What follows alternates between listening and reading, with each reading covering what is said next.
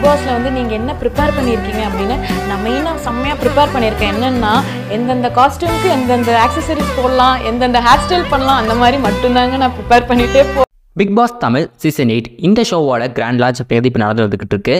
அடுத்தடுத்து contestants big pass ஹவுஸ்க்குள்ள போய்கிட்டு இருக்காங்க. அந்த வகையில் ஃபேட்மேன் ரவீந்திரன் அவர்கள், ரஞ்சனா இவங்க 2 பேரும் பிக் பாஸ் ஹவுஸ்க்குள்ள போயிருந்தாங்க. இப்போ 3வது கண்டஸ்டண்டா உள்ளுக்குள்ள போயிருக்கவங்க தான் ஆக்டர்ஸ் தர்ஷா குப்தா.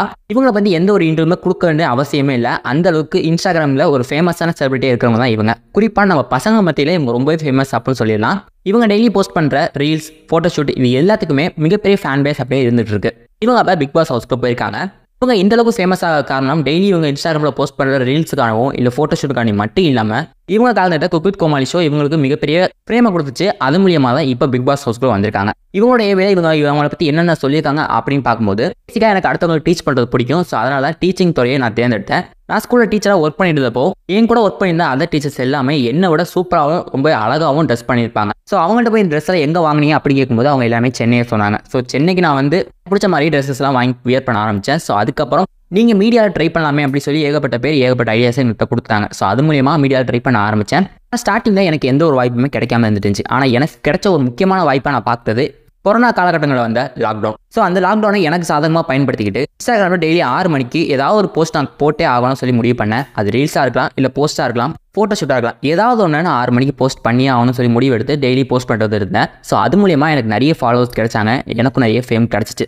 ஸோ அது மூலியமா எனக்கு ஒரு சீரியல்லையும் வாய்ப்பு கிடைச்சிச்சு. அந்த சீரியலில் என்னால் முடிஞ்ச அளவுக்கு எஃபர்ட்டை போட்டு நான் பண்ணேன். ஆனால் அந்த சீரியல் மூலியமா எனக்கு பெருசாக எந்த ஒரு ரெகக்னிஷனுமே கிடைக்காம இருந்துச்சு. இப்படியே லைஃப் போயிட்டு இருக்கும்போது தான் குக் வித் கோமாளி அப்படிங்கிற ஷோ மூலியமா எனக்கு வாய்ப்பு கிடைச்சிச்சு. அந்த குக் வித் கோமாளி ஷோ நான் பண்ணதுக்கப்புறம் தான் நான் இந்த அளவுக்கு ஃபேமஸ் ஆகிறதுக்கு முக்கியமான காரணமாக இருந்துச்சு. அடுத்தடுத்து எனக்கு பட வாய்ப்புகளும் சரி, வெப் சீரிஸ் வாய்ப்புகளும் சரி, ஆட்ஸ், ப்ரொமோஷன் இது மாதிரி ஏகப்பட்ட விஷயங்கள் எனக்கு வந்துகிட்டே இருந்துச்சு. என்னோட வாழ்க்கையில் அந்த ஒரு இடம் தான் மிகப்பெரிய டேர்னிங் பாயிண்டாக இருந்துச்சு. இப்போ இந்த பிக் பாஸ் ஹவுஸ்க்குள்ள நான் போகிறேன்.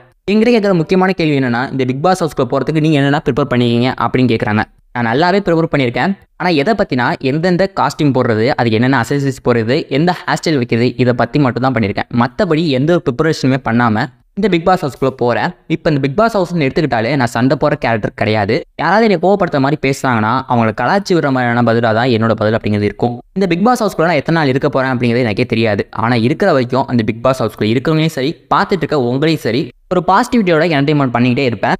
இது வரைக்கும் நீங்கள் தர்ஷா குப்தாவை இன்ஸ்டா ரீல்ஸையும் போஸ்ட்லேயும் தான் பார்த்துருப்பீங்க. ஆனால் அவங்களோட உண்மையான கேரக்டர் என்ன, அவங்க எப்படிப்பட்டவங்கன்னு சொல்லி பார்க்கணும்ல. ஸோ அதுக்காக தான் நான் இப்போ இந்த பிக் பாஸ் ஹவுஸ்க்குள்ள வந்திருக்கேன் அப்படிங்கிறத சொல்லி அவங்களோட ரிவ்யூ முடிச்சிருக்காங்க. ஸோ இன்ஸ்டாகிராமை பொறுத்த வரைக்கும் இவங்களுக்குன்னு தனியாக ஃபேன் பேஸ் அதிகமாக இருந்துகிட்டு இருக்கு. ஆனால் இந்த பிக் பாஸ் ஹவுஸ்க்குள்ள அவங்களோட கேம் எப்படி இருக்க போகுது, அதுக்கு மக்களோட ஆதரவு எப்படி இருக்க போகுது அப்படிங்கிறத வெயிட் பண்ணி தான் பார்க்கணும். ஸோ தர்ஷா குப்தா இப்போ இந்த பிக் பாஸ் ஹவுஸ்க்குள்ள வந்துட்டு பற்றி உங்களோட ஒப்பீனியன் என்ன அப்படிங்கிறத மறக்காம கீழே கமெண்ட்ஸை சொல்லுங்கள். ஸோ இது மாதிரி சினிமா சந்தக்கூடிய பிரபலங்களை பற்றின சுவாரஸ்யமான அப்டேட் மட்டும் இல்லாமல் இந்த பிக் பாஸை பற்றின தகவல் தெரிஞ்சுக்க நம்ம டிகோட் சினிமா சேனலில் சப்ஸ்கிரைப் பண்ணிக்கோங்க. உங்களுக்காக நிறைய வீடியோஸ் காத்துக்கிட்டு இருக்கு.